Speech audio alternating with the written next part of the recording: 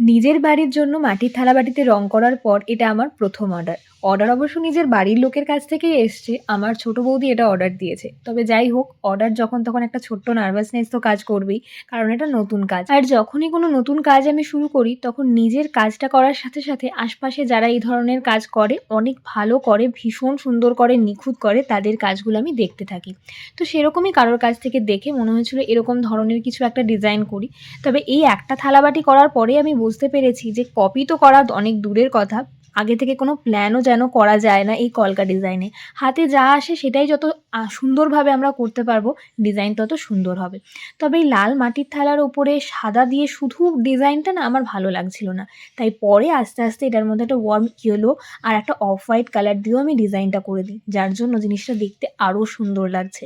তোমাদের কেমন লাগলো আমাকে অবশ্যই কমেন্ট করে জানিও। আর কী, কী ইমপ্রুভমেন্ট করা যায় সেটাও আমাকে নিশ্চয়ই জানিও।